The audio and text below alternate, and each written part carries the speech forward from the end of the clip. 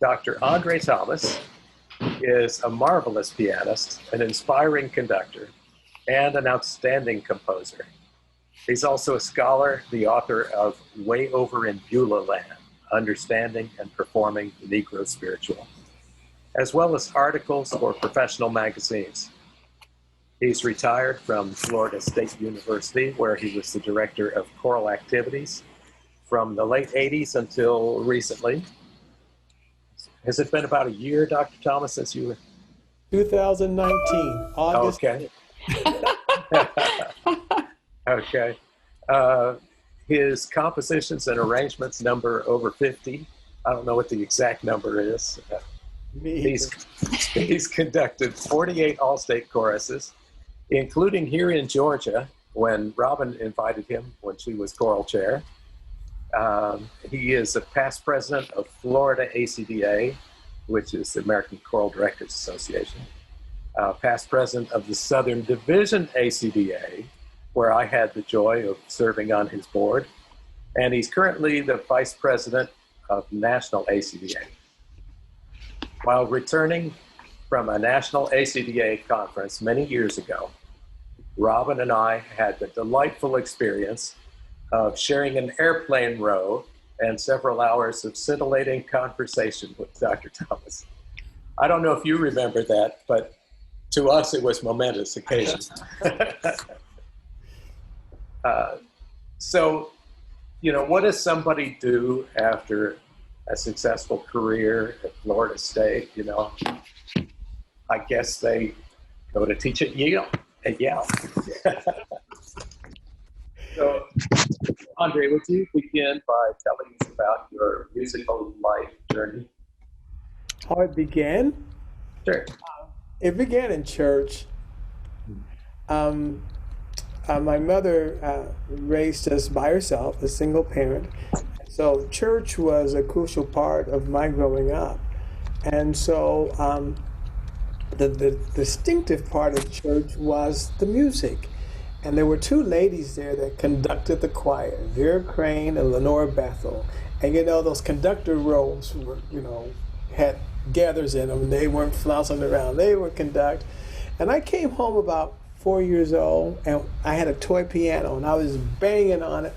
And Mama said, "That sounds like What a Friend." I said, "It is, Mama. You want to hear What a Fellowship?" And I sat down and banged on that again, and she thought, "Oh no, I'm in trouble." And so she immediately announced that I am not going to have a musician. And I said, "Well, okay, you know." And so it's funny how God just turns lots of things around. As much as she was insistent that she was not going to have a musician, the more I was infatuated with it, and so were the people of the church. And then one day I arrived home, and there was a moving truck in front of the house. And one of the members of the church gave us an upright piano that came in a moving truck, and my mother couldn't refuse it. And so that began my journey with music, and particularly choral music.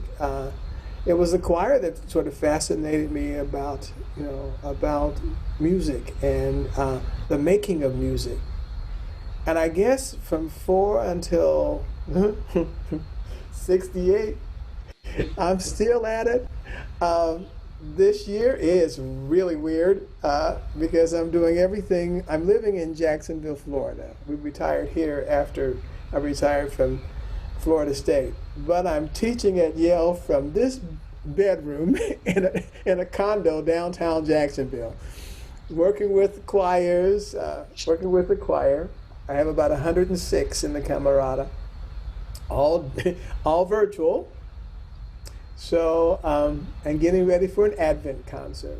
So that's what life is like. And you know, it's funny. I have to say to all those young people who are teaching, you know, my heart went out to them in March, thinking, oh boy, they're going to have to cope really quick. And then all of a sudden, this January, I discovered not only was my heart out for them, I really gained an appreciation for them, because teaching online is tough. It is really tough. Anybody that says it's easy, it's not easy. And it takes 5 times more time to do it than it does if you just walked into a room.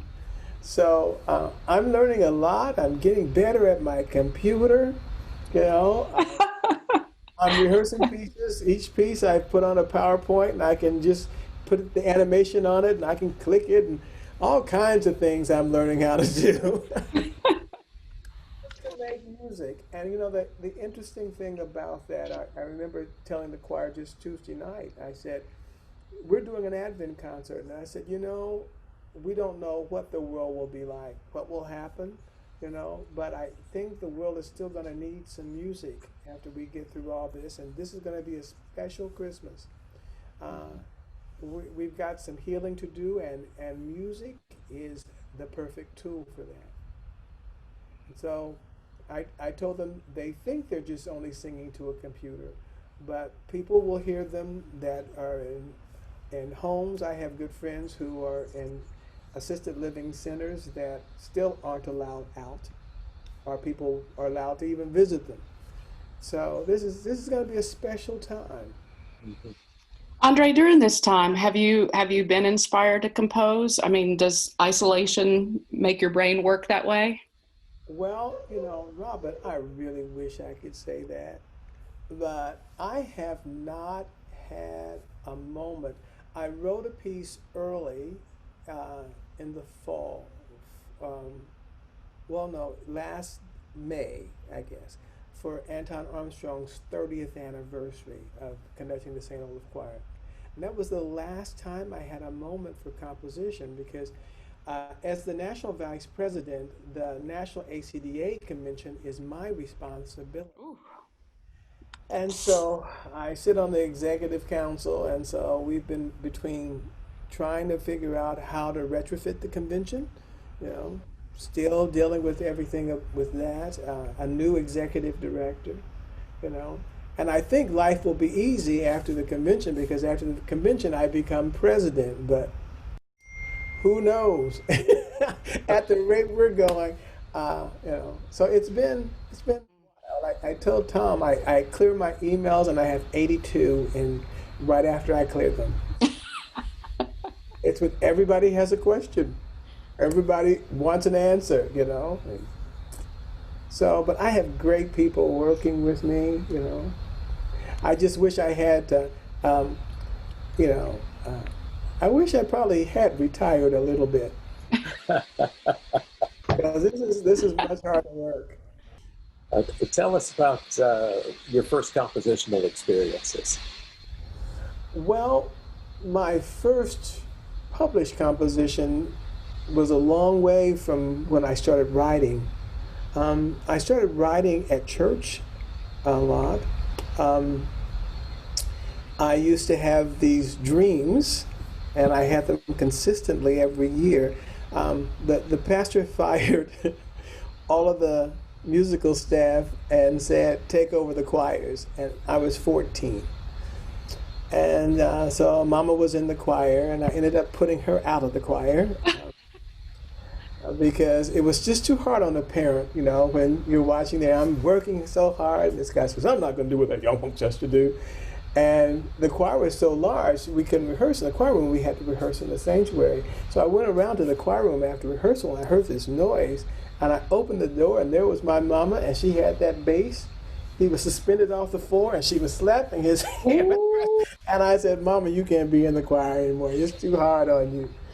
And so I would dream things, and I would get up the next morning, and I would contact the pastor, and that would be the theme for our church anniversary. And then I would write a musical. I would just simply write my dreams, and we would perform that.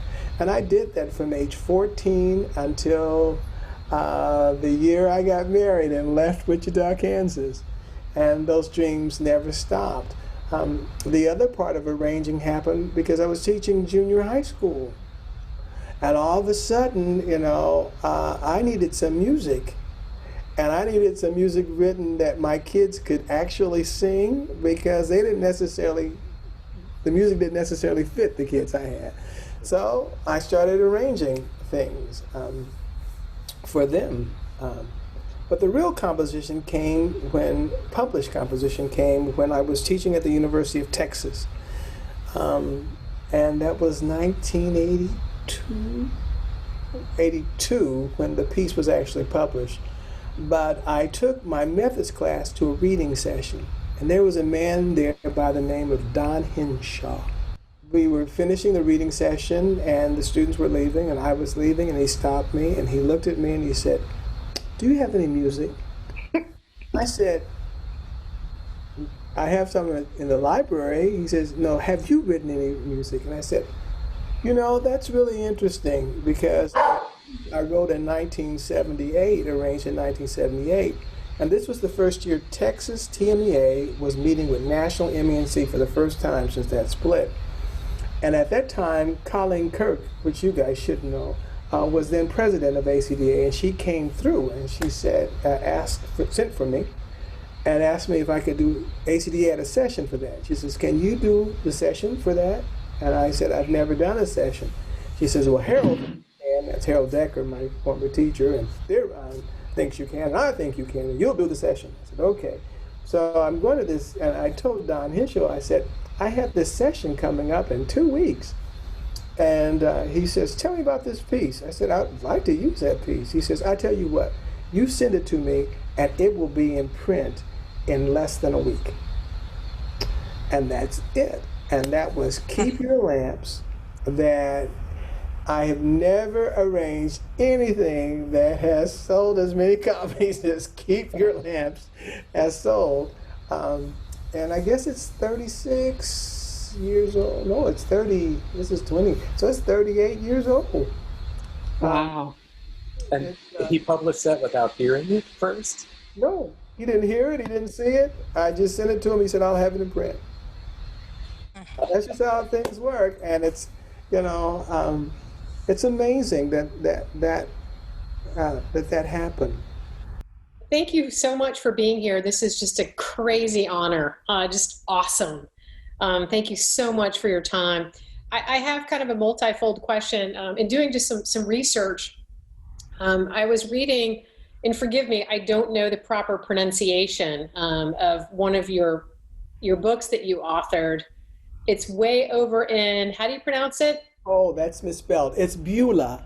Beulah, okay. Way over in Beulah land. And I guess my question is, spirituals are so rich, and there's so much in each one of them. I'm just kind of curious how you got started with that is, I guess, kind of one of your focuses. And what do you think? I mean, I haven't read the book yet. I sure would love to.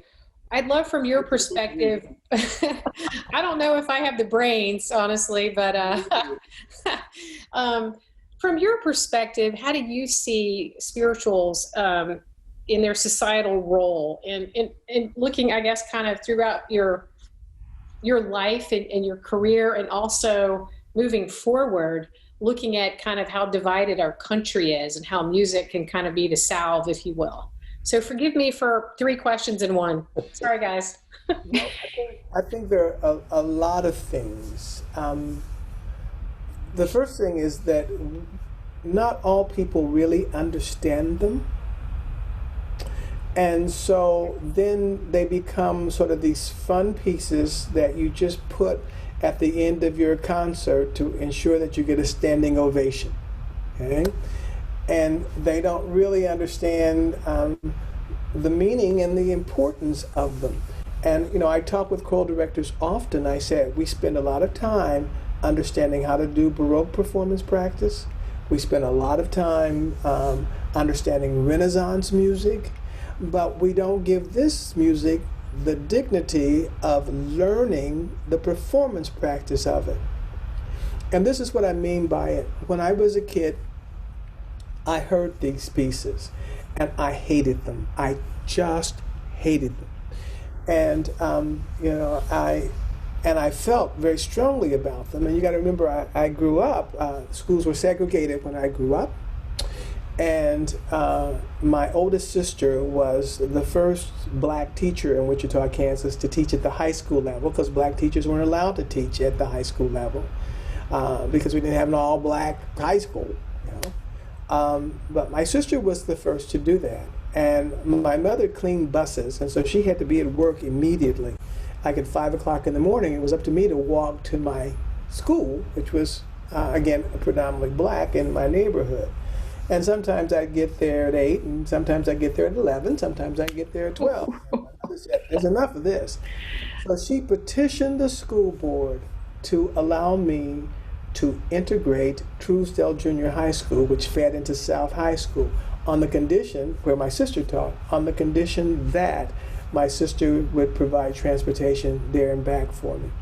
So with that in mind, I came into hearing these songs, and then when I got in high school, I had a wonderful high school teacher, and of course she went immediately and she started singing, "We'll be dinner with the trouble, the trouble, the trouble, the trouble." And I go, God, I hate this music. And she looked over at me and she says, well, Andre, you take that solo. And I said, there's no solo written there. She said, you know how you guys do. And I thought, I hate this music. And you got to remember, I was going to South High School and our school song was Dixie. So it was like, I hated this music. And then it didn't get much better because I went to college and I become a singing Quaker. And the numbers were not all that much greater. It was me and 72 other Caucasian people sitting there. And we had a guest. The first guest was a man by the name of Charles Hurt, who was the director of choral activities at the University of Southern California and was my teacher at that time, Cecil Riney's teacher. And Cecil got his doctorate there. And he introduced us to Song of Democracy, which I think I've now conducted 10 times, but I love that piece. Well, the next guest was this little bitty black man who came in, and he started with these spirituals.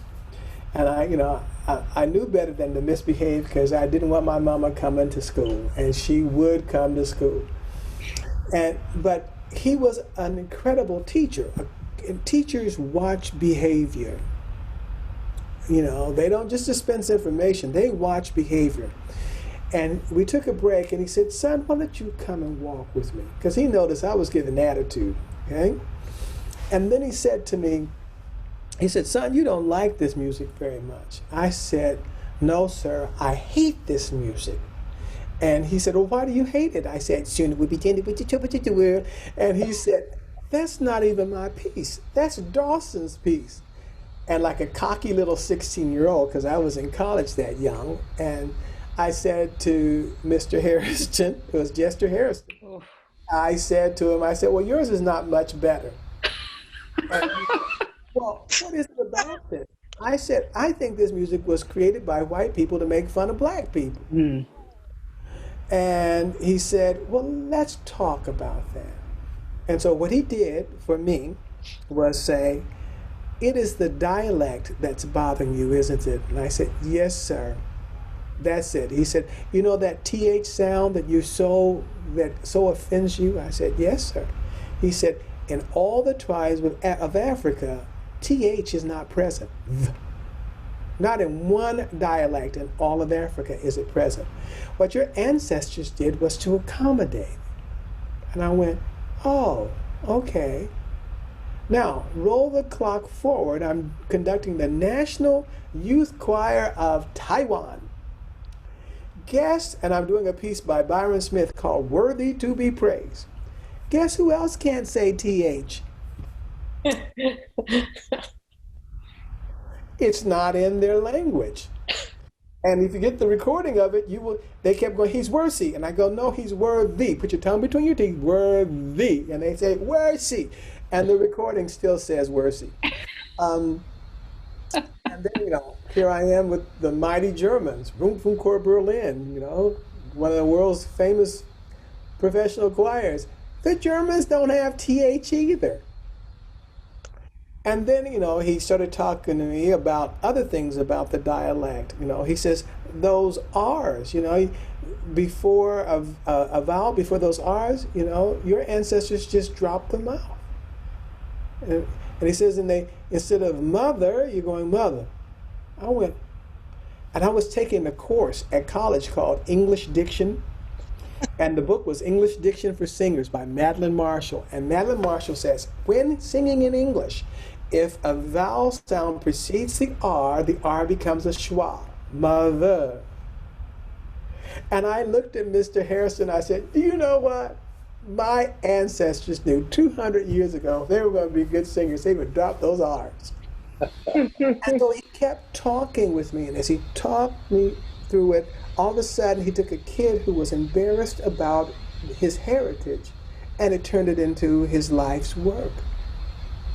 Wow. And roll the clock forward to 1982, 83. I'm still in Texas, and we're doing a big festival, and 3 judges are sitting down, and I'm one of the judges, and the choirs come up on the stage, and one judge goes up to clinic while the other 2 write. And so this choir came up from the valley, and you got to understand Texas, because in the valley, it's totally Hispanic. And they came up on stage, and they announced what they were going to do. They were going to do, now is the month of May, of Thomas Morley, blah, blah, blah, blah. And they were closing with Keep Your Lamps by André Thomas. So they did the piece, you know, and they did it. I could tell that Naomi, their conductor, was going through her Chicano period because she was dressed in a black leather jacket and black leather pants, you know, but I wasn't any better because I was still going through my Afrocentristic period with my big afro. So they started Keep Your Lamps, and if you know the song, you don't know the song, you won't quite understand this, but they started, keep your lamps, trim the burning, keep your lamps, trim the burning, keep your lamps, trim the burning, the time is drawing, now keep your lamps, trim the burning, you know. And they finished, and the audience went, yeah! And then the announcer said, ladies and gentlemen from Eagle Pass High School, your on-stage clinician for your performance, Dr. André Thomas. And Naomi went, oh, shit.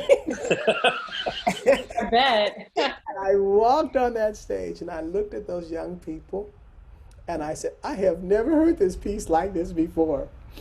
I said, it was fun. It had so much energy. And I said, and I enjoyed your faces because obviously you enjoy singing it. I said, would you like to hear what I thought about it when I wrote it? And they said, yes. And so I took them through a thing I do when teaching this piece where I make them put their hands on the shoulder of the person in front of them and walk, and that their arms represent the chain that connects them, and around their ankle are shackles. And how fast can you move if that happens? Because if somebody moves fast, the whole group falls down, right? And they did it. And all of a sudden, from keeping your lamps, it went into keep your lamps trimmed. And I went, yeah. So I'm going to my car, and I hear, sir, sir. And I looked around, and there was this young lady, and she came. She says, that piece. I said, what piece? That piece that choir did from Eagle Pass, that was your piece. That piece. I said, what is it, sweetheart? She said, that piece makes me feel, I said, what? And she said, it makes me feel so black. And I hugged her neck, and I said, it makes me feel black too. And I looked up in the sky, and I said, thank you, Mr. Harrison. It's now gone full circle. And what I say to choir directors who teach multicultural music, you must teach it so that the person from that culture feels enhanced about their culture. That means you have to understand it. And then the person not from that culture grows in an appreciation for the culture. If we teach it that way, you know, and if people experience it that way, it will be powerful. Okay? What are the messages in it? You guys are singing Keep Your Lamps, right? We have sung. All right. So let's take Keep Your Lamps for an example. You have to know that itinerant preachers went from plantation to plantation preaching to the slaves. And when they got there to preach to the slaves, and that's why the Negro spiritual is America's form. It is an American form. And why do I mean that it's an American form? Those preachers went in there and they preached, but they brought with them their Southern hymnody. When They're they what? Southern hymnody. You know what I mean by that? They're Southern hymns. Oh, hymns. Hymns. Okay, gotcha. Yeah. They sang their Southern hymnody. We got those sounds of Southern hymnody in our ear, combined them with the African culture of things that we produce. Now, the spirituals fall in like three categories: Old Testament, New Testament, and personal experience. Now, they weren't terribly bright because they went into the plantations and the first thing they start preaching about is Moses. Well, it doesn't take a rocket scientist to go, Moses, children of Israel, slaves, You know, we loved Moses and all the Old Testament characters they preached about, Daniel, Joshua. My favorite is David. I love David, for several reasons. I still have a picture of me standing in front of David's tomb with a yarmulke on. But the reason I love David so much was because the Bible said he was a man after God's own heart. And David did all kinds of crazy things, But God said he was still a man after his own heart. The other thing that I really loved about him is he was a musician. And I love that. And we heard he was a musician and somebody that we have no idea who composers are of these spirituals. We don't know who they are. Nobody writes a spiritual. Only you can arrange a spiritual because the person who wrote it is long gone. And we heard about David being a musician and somebody said, little David, play on your harp, hallelujah. And it also said David, I used to love to dance, and David danced before the Lord, although they say it was naked dancing. I don't do that, but I tell you, it was intriguing. Well, these itinerant preachers, though, would preach from the Old Testament, which was great, but their job was to keep the slave enslaved, and let's use religion to do that. So they would preach from the New Testament, of course, and they would refer to the passages in Paul, like where Paul says, slaves, be obedient to your masters. Well, we heard that. Our favorite character in the New Testament was, of course, Jesus. Paul didn't get his own song. But, he got reference to Paul and Silas were in jail. That's pretty good for Paul. And also, we recognize that he was a preacher. In one song, he says, if you cannot sing like angels, if you cannot preach like Paul. So that is how that music goes. Now, the personal expression of it, the third kind of spiritual is when I say, swing low, sweet chariot, coming for to carry me home. Swing low, sweet chariot, coming for to carry me home. I looked over Jordan, and what did I see? A band of angels coming after me. That's the third kind. That's the personal expression. That's going to lead later on to two other forms of music. On the secular side, it's going to lead to the blues. On the religious side, it's going to lead to gospel music. That's personal. So that's what the spiritual is about. And when I perform the spiritual, I have to know the biblical text. What is the reference? What is it? What influenced the slave to make it? What might be the sociological results of singing this music? Well, Tom and I are friends. But for right now, Tom is a slave. And I'm a slave, right? And I hear that there's a possibility that Harriet Tubman might be coming to the plantation. You've got to remember that slave owners would say, make a noise and get a hand, okay? Because a quiet slave was a dangerous slave. So that's why we sang all the time. And we're out in the field, and I want to tell Tom that Harriet Tubman might be coming through. I can't yell across the field and go, Tom, Harriet Tubman's coming here. I would be shot, he would be shot, or I would be severely beaten. But what I could do is say, keep your lamps trimmed and burning. That means be ready. Now, if you know all of this about this music and you start to do it, think how impactful that will be. Now, America wanted to decide at some point it needed to find its voice in composition. So, like most things in America, we think everything in Europe is so great, even though we had composers here in America like Edward MacDowell and others. So the American Conservatory said, let's find the American voice. And who can help us find the American voice? So they went to the Czech Republic and asked Anton Dvorak to come to the United States to help us find our American voice. Well, when he got here at the American Conservatory, he met a man by the name of Harry T. Burleigh. Harry T. Burleigh took Dvorak to a concert, and he heard this small group of black singers called the Fisk Jubilee Singers. He heard that sound, and he said, this is America's voice. And I will tell you, I have traveled all over the world. And if you travel with the choir, they enjoy when we sing Bach or Brahms, but they really want to hear something American. Do you know any spirituals? Mm. And there's hardly a place you can go that they don't know this music. That they don't know this music. It is America's voice. It is America's music. Now, it can soothe. It can soothe just like it soothed for the slave. You know, we're in turmoil now in many ways. But if we sing Balm in Gilead, you know, there's a balm in Gilead to heal the sin-sick soul, you know. Those are messages. Those are important messages for people.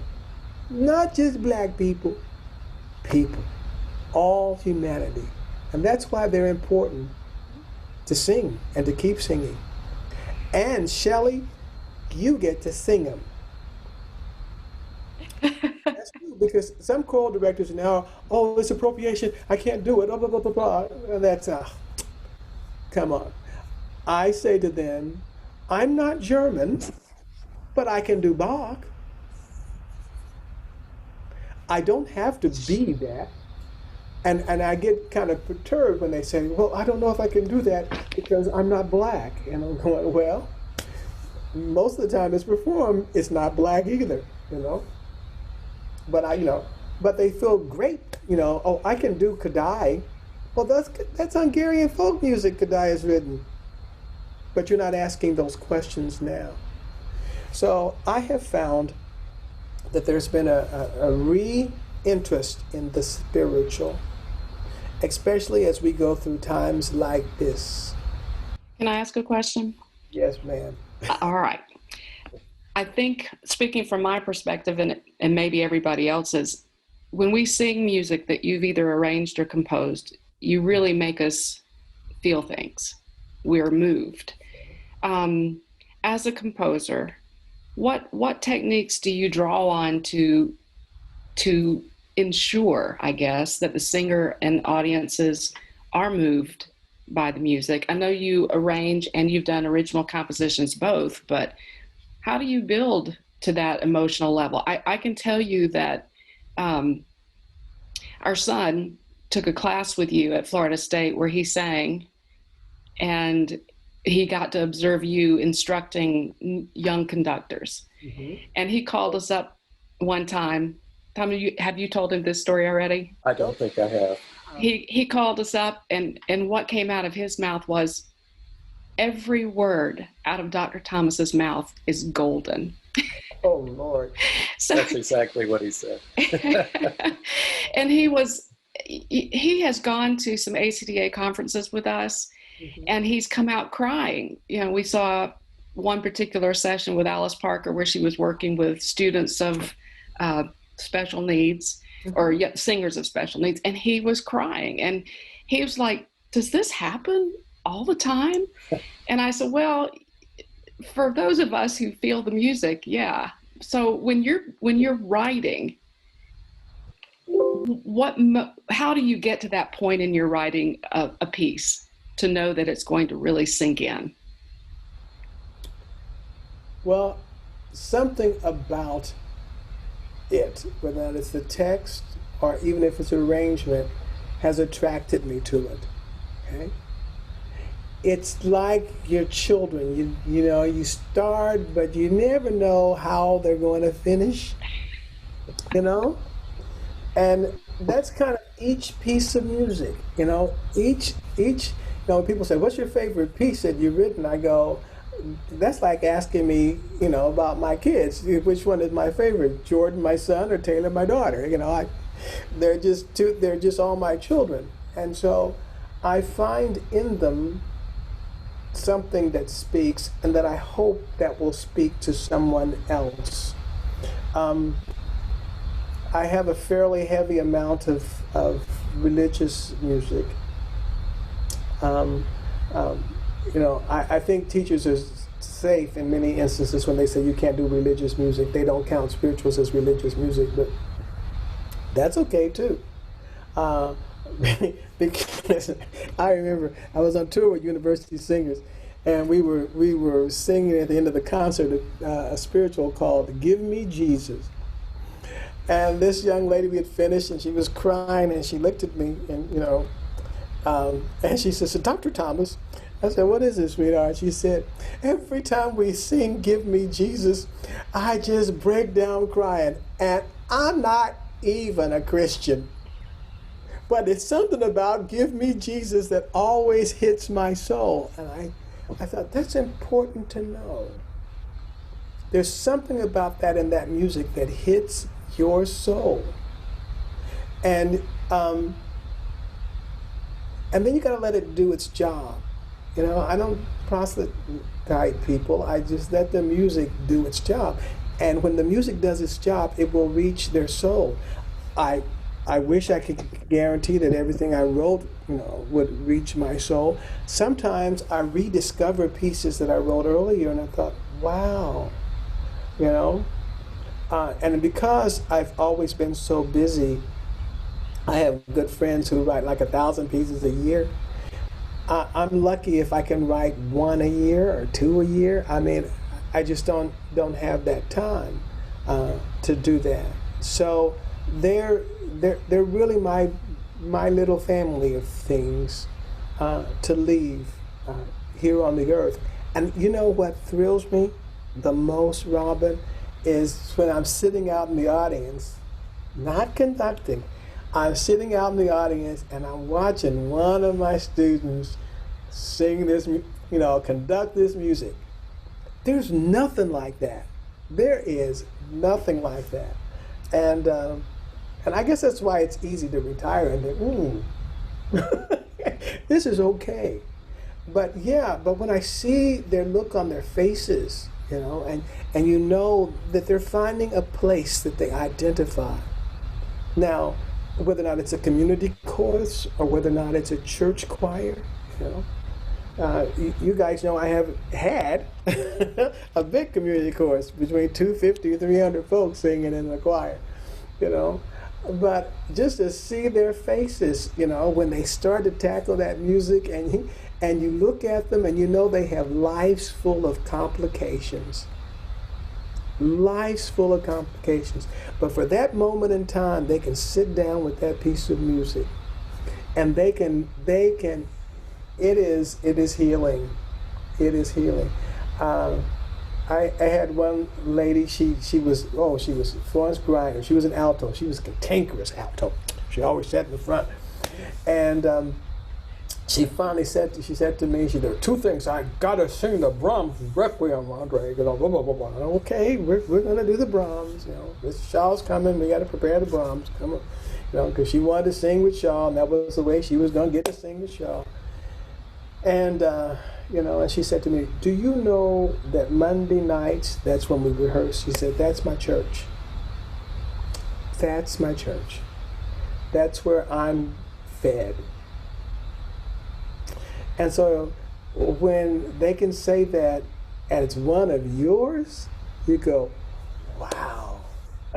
You're just so, how can I say, honored that the music that is in your head has somehow reached somebody else.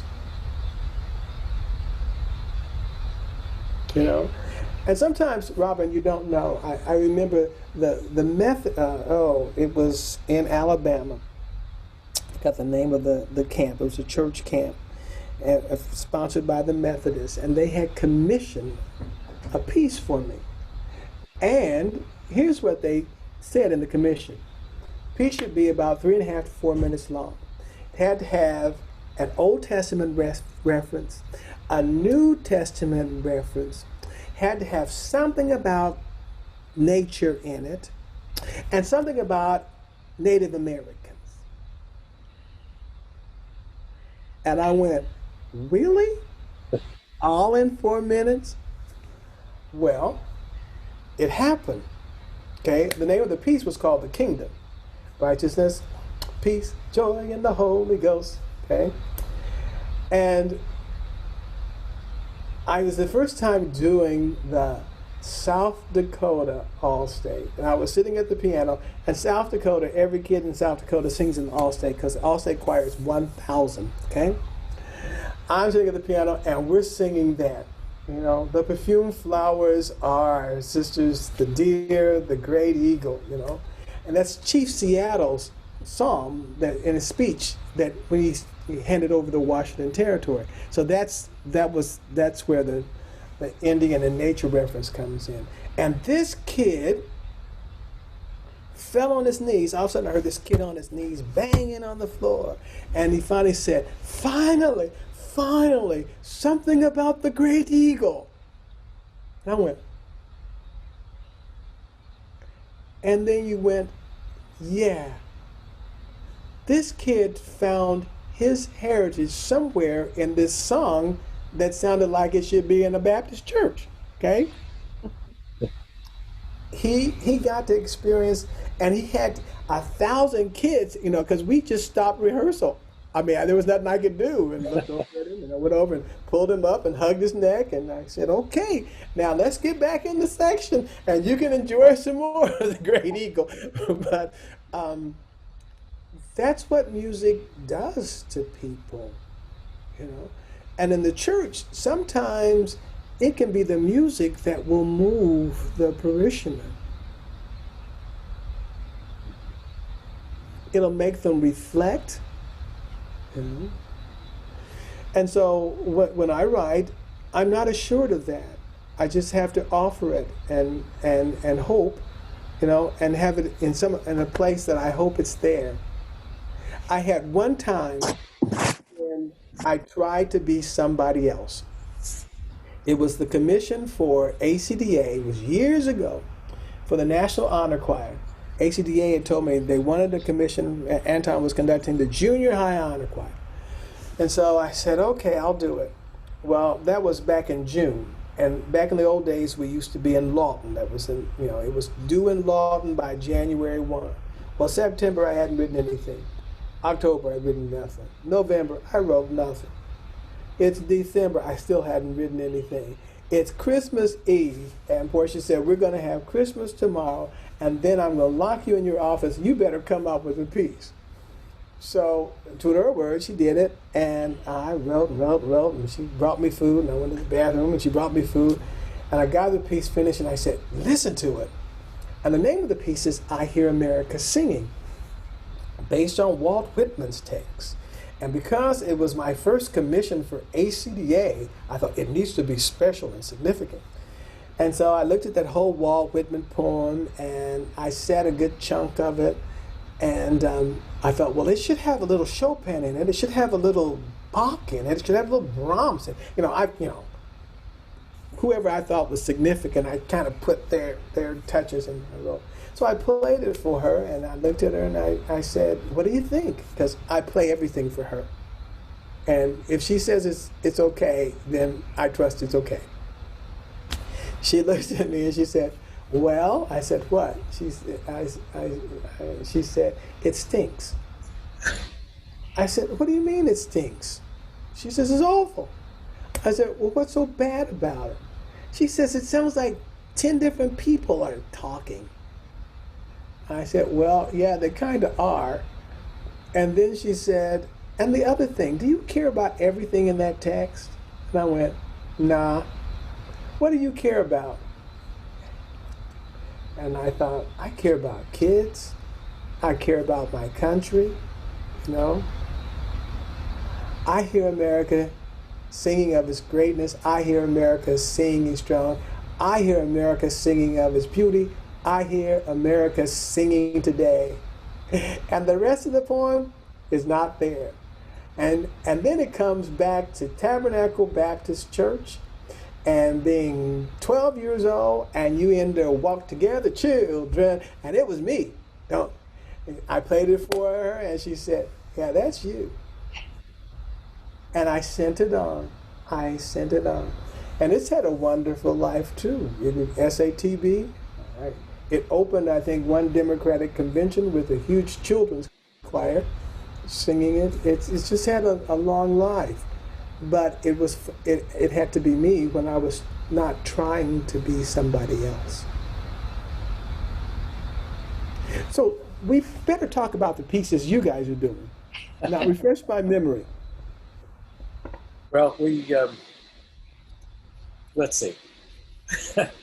We did African Noel, And last year, and Hold Fast to Dreams. Ah. Those are our most recent ones. All right. So African Noel is really interesting because I just had to finish it again. It's going to be performed with the London Symphony. I had to do a full orchestration of it because it's just conga drums. Mm-hmm. But what came with African Noel often is many of my pieces, you know, Anton Armstrong and I are very close friends. He's my best friend. You know, for the last 42 years, he's been my best friend. And if he said, I need something for Christmas Festival, which is the oldest festival in the United States, and I need you to write something. And so African Noel was written for St. Olaf Choir and the Christmas Festival.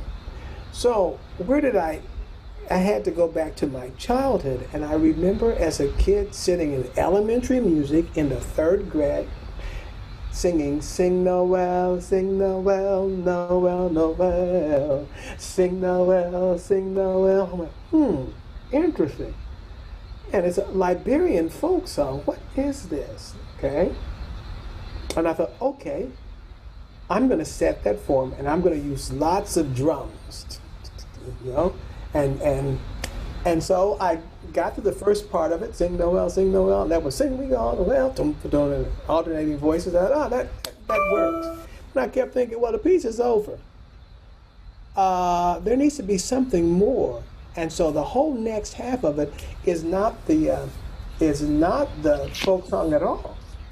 Oh, come ye people, gather here to hear the news of good cheer. This is supposed to be for Christmas. The King of Kings, the Lamb of God is born today in Bethlehem. Sing Noel. And so that's how that came to be, and that was Sing Noel. That was African Noel via Thomas.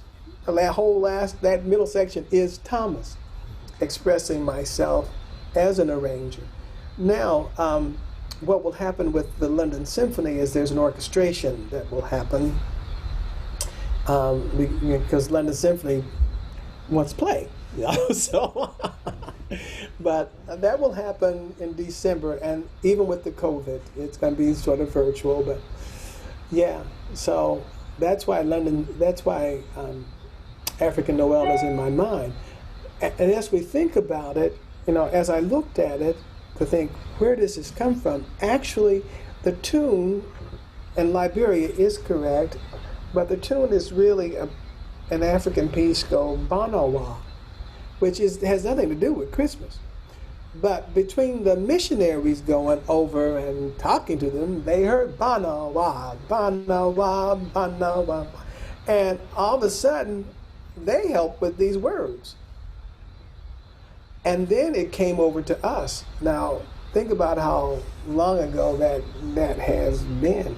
You know, over 70 or 80 years, that piece has been here as that Liberian folk song. So, I mean, it's interesting to see what happens and how things develop. So that's African Noel. Hold Fast to Dreams. comes from two things. One of my favorite poets is Langston Hughes. And the reason I became so motivated with Langston Hughes, for some of you that don't, we know we have a social justice movement going on right now. And before that, we had a civil rights movement. But before that, we had a very special movement that took place in a place we call Harlem. And Harlem was unique. It was unique in that it was the one place in America where blacks and whites could be in the same clubs and speakeasy. It was also unique because for African Americans, some of our most famous writers, artists, composers were all there in that time period. Other writers, McKay in County Cullen, then a woman who lived in a little place called Eatonville.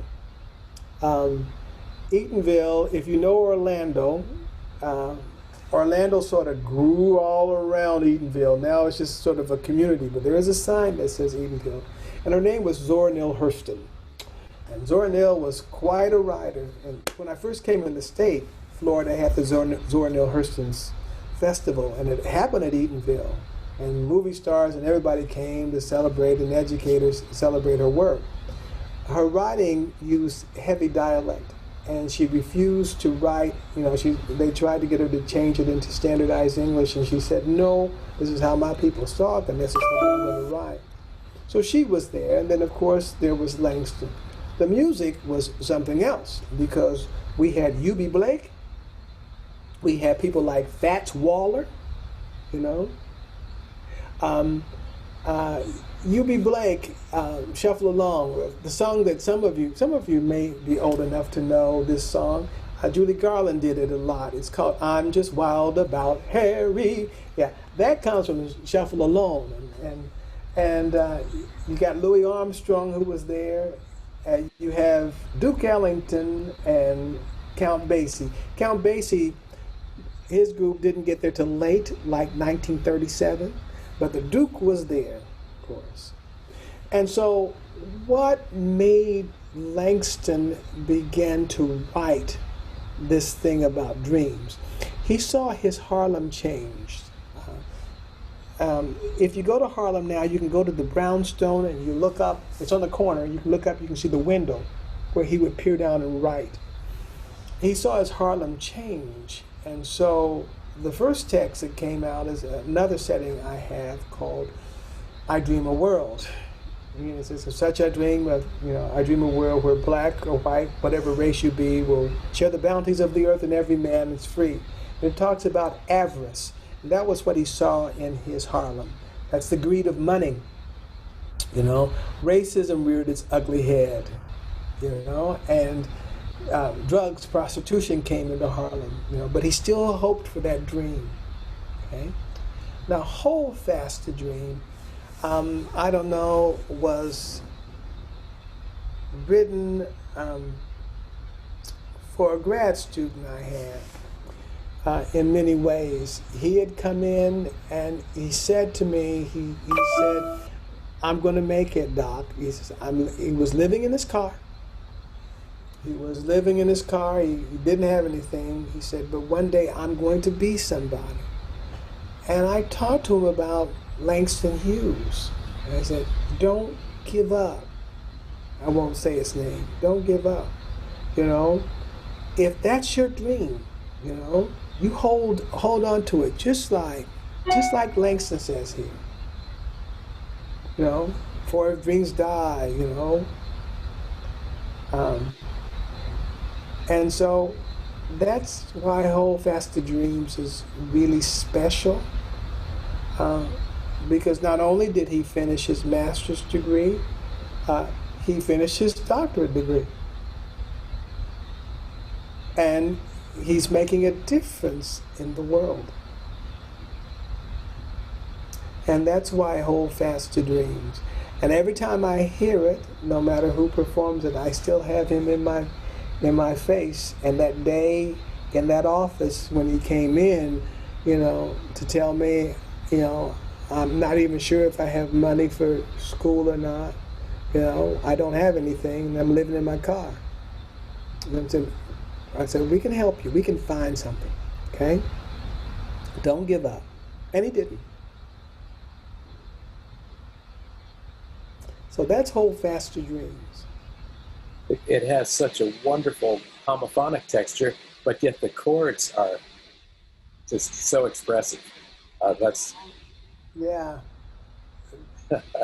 That's a whole different, both I Dream a World and Hold Fast to Dreams are some. I'm going to compete.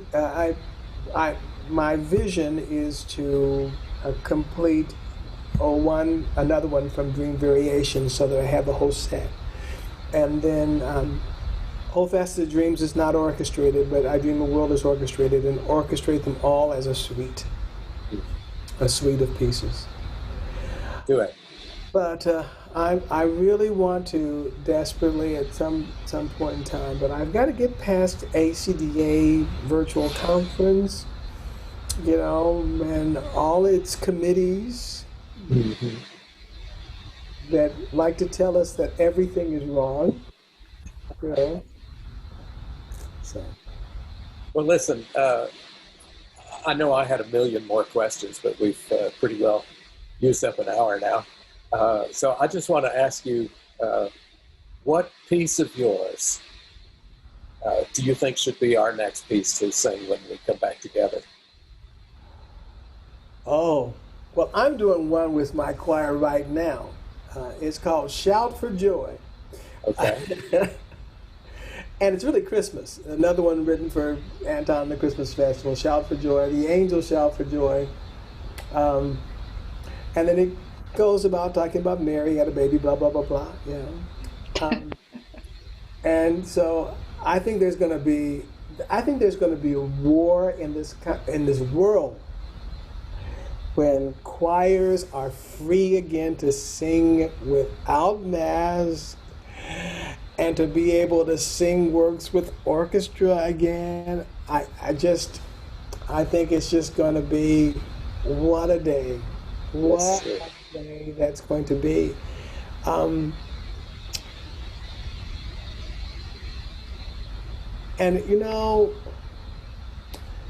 Tom, I am just foolish enough to believe that nothing is a coincidence. I kept thinking, why is God allowing all of this? But I think we're going to be better. I think we're going to be better human beings when we get through this pandemic. I think we're going to be better. I mean, you turn on the news and all we can see is the worst side. But I will tell you, my only outing is to go to the grocery store. And I was at the grocery store, and there was this little old lady, the older lady, a lot older than me, because now I'm an old person. But she was there, and she was slightly confused, and she didn't know. They said, "Do you know your address?" "Yes, I do." And this young woman walked over to that older lady, and she put her arms around that older lady, and she said, "Ma'am, I have a car. Would you like me to take you home?"